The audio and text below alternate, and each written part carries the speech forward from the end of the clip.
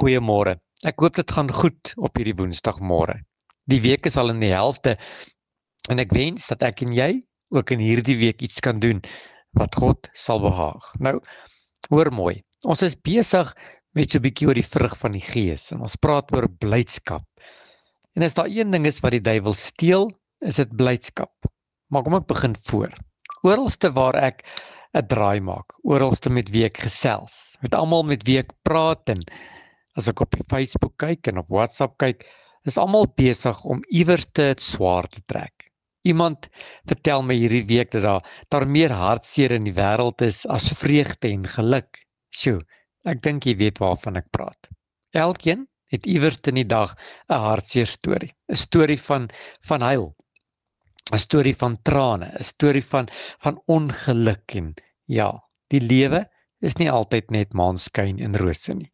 Daar's ook 'n hartseer storie, 'n storie van hartseer. Maar hoor gou mooi. Ek het gekom om vanmôre vir jou goeie nuus te bring. Psalm 126 vers 5 sê: Wie met trane saai, sal die oes met 'n gejuig inbring.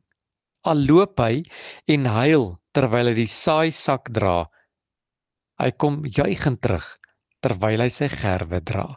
Dit praat daarvan dat ek en jy saai en maai. In ons wêreld werk dit anderste.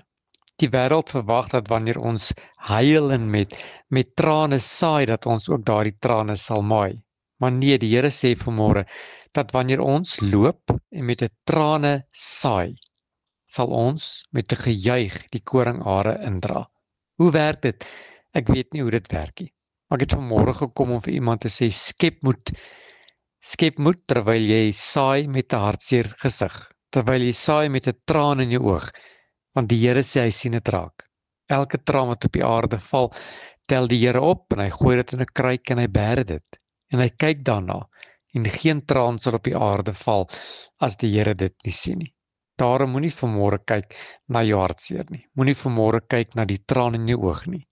Kyk verder. Kyk daarna dat jy ook nie baie lank hiervandaan nie met 'n gejubel sal die oes inbring. En mag jy vandag hoop skep en hoop kry in hierdie wete. Here, dankie dat jy my trane sien. Dankie dat jy self my trane opdroog.